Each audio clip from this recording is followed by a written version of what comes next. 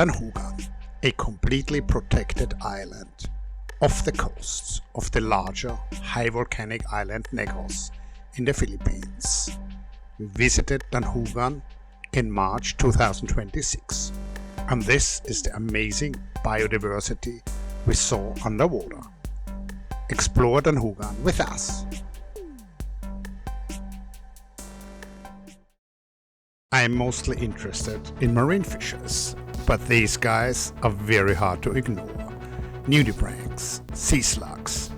These are mollusks, the distant relatives of your average garden slug, but for a number of reasons this evolutionary explosion had happened in the Indo-Pacific, and there are thousands of different, sometimes very pretty species. The two feelers in the front of the animals are the rhinopores, and this is what they use to sniff out their environment and find sea squirts, or sponges or other things they feed on. And what you can see in the back are the gills. They're naked, they're not in a body cavity, hence nudibranchs. So Danjugan is really rich in terms of its nudibranch fauna, and there is a very interesting pier which is no longer in use just on the other side of Danjugan on mainland Negros, where nudibranchs are extra rich. So we headed out there, and in just a couple of minutes of diving we saw multiple species of these gorgeous little sea slugs.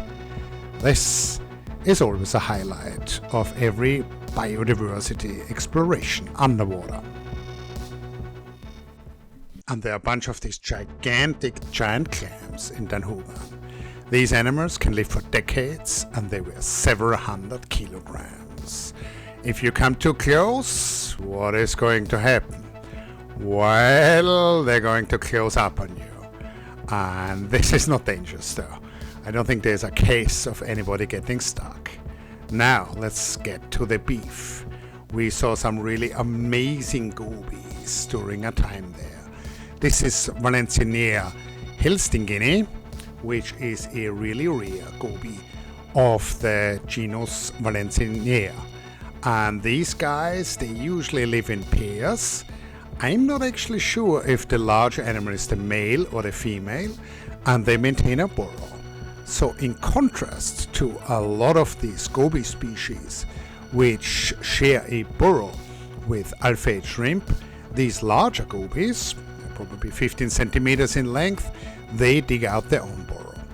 And they feed by taking a small amount of sand into their mouth and then feeding on the detritus, or maybe on the minute shrimp and algae which are in there, and then spitting out the actual sand, the little sand grains, via their gills. So this is a related species, which we also saw there.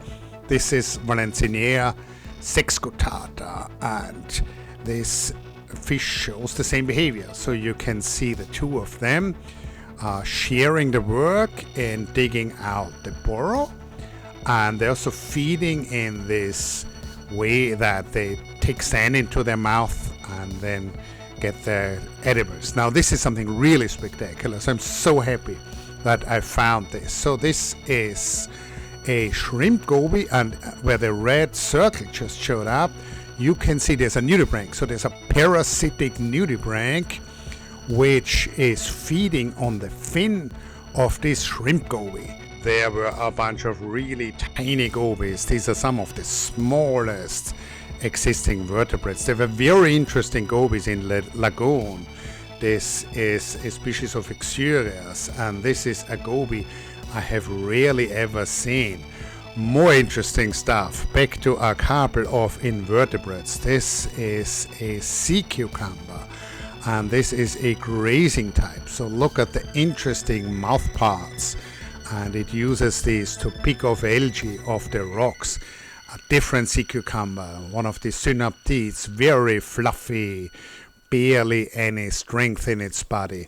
Of course, there were cleaner stations. I love cleaner stations. Here, this is Exyrias, and they were tending to bigger fish to take off their parasites. So I made a whole video about that topic recently. So much to see in Danjugan, underwater.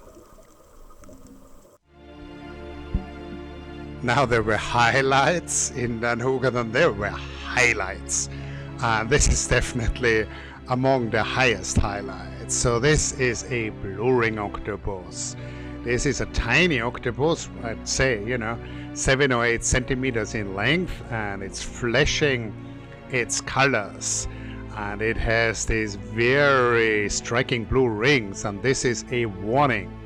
Now this octopus, it doesn't actually produce a venom, but it accumulates it from bacteria, and then it ends up in its salivary glands. And this is the same venom, tetrodotoxin, like the pufferfish have. But in the pufferfish, it's in the meat, and you would have to eat that pufferfish to get sick and probably die. And this octopus will inject it into a victim. And then the victim will be paralyzed and probably die from not being able to breathe because their respiratory muscles do not work anymore. So people have died from being bitten by these tiny octopi. I mean, it's not something that has happened very often, but nevertheless, if you see one of these guys, you wanna show it some respect. So what a crazy, exciting find that was. And we also saw a bigger octopus. This is essentially what's called a day octopus. This was living in the seagrass, and what a cool encounter that was. So this was just right below me. I was actually not filming this on scuba, but I was filming this when I was snorkeling, and this animal probably a good 50-60 centimeters in diameter with the arms stretched out. It was just going about its daily walk, probably looking for edibles. It also changed color, so I'm pretty sure it was aware that I was there. So it was probably trying to camouflage itself a little bit better, so that there would be lesser chance that I would spot it. And obviously I managed to see it, and again, I'm pretty sure the octopus was aware that it was dealing with somebody observing it. And this is just such a complex, highly intelligent creature, very much aware of its surroundings, that it's always a pleasure to observe them. Because, this is really a two-way street here. That as much as scuba divers and snorkelers observe octopi observe us. So yeah, this is something you don't see very often in the Philippines anymore. In the shallow waters, big octopi, because in a lot of other places people would spear them, but not in Danjugan. Now, another aspect which is just so delightful when visiting Danjugan are these lagoons. So in a lot of other places in the Philippines, in mangroves, there's just too much trash, and there's next to none in Danjugan. And all these mangroves are very intact. None of these have been cut down. And the lagoons are either connected by channels or via rock crevices. And there's a lot of interesting fauna. There are these cardinal fish, that's Spheramia opicularis, and these fish which I don't see a lot in the ocean. We saw a little file snake, which is a marine snake, and this one seemed really happy in the lagoon. So that's an animal which feeds on small fish.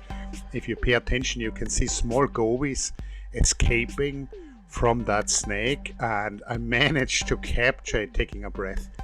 And this is really the best footage I've probably shot this year, so I hope you enjoyed that too. This was so cool. Let's look at that again in slow motion. So the snake is coming up, taking a little bit of air in, and then going right back to its hunt. So Snakes, of course, are secondary aquatic animals, this one, and they are breathers, just like us. So, really cool to see that, taking a breath, and now it's continuing its hunt. This was not easy footage to get. The bottom of this lagoon is very silty, muddy, and I really had to make sure I'm not stirring up any of that. There's a little bit of mud I stirred up here, and I also had to make sure I did not frighten the snake. So yes, it's humans frightening marine life, usually, not the other way around. So I had to be very still while filming this. Again, you can see a few small gobies escaping. So these mangrove roots underwater, they have such beautiful, beautiful effects that they're showing up like cathedrals. And you know, they're more cardinal fish, which are of species which I don't see very often in the ocean, in the open ocean. This is all footage from the lagoons, and you can see there are corals actually in the lagoon. And that feather duster like creature you saw a second ago, that's a feather duster worm. Now, you know, such a rich, here's the feather duster worm again, such a rich habitat, you know, quite a distinct fish fauna, really completely different from what you would just see 200 meters away out on the coral reef.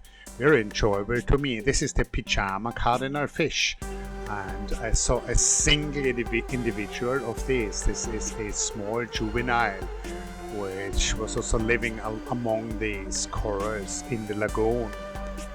And yeah, what a trip. This is probably in a meter of water now. I also found the species of Elusia, which is a sea slug, and I think this is a undescribed species still.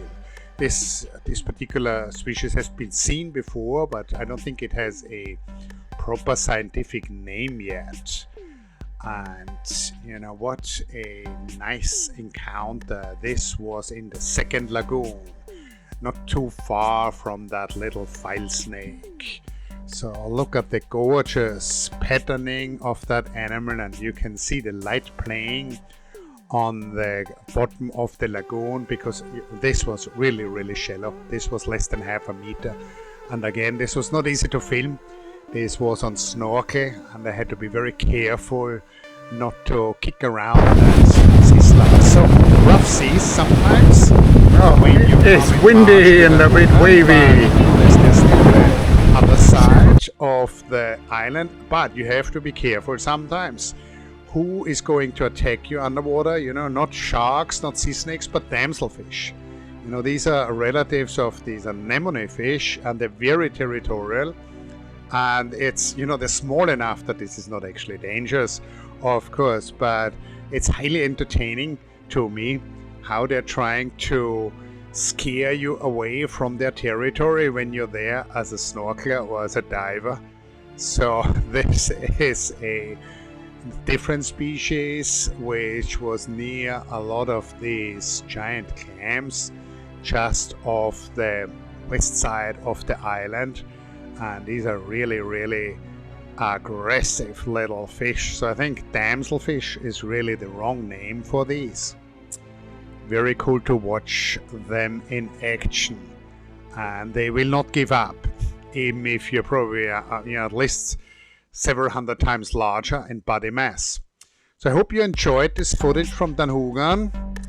We end with a sunset. Ask any questions you like. I'm always trying to answer them, and check back soon.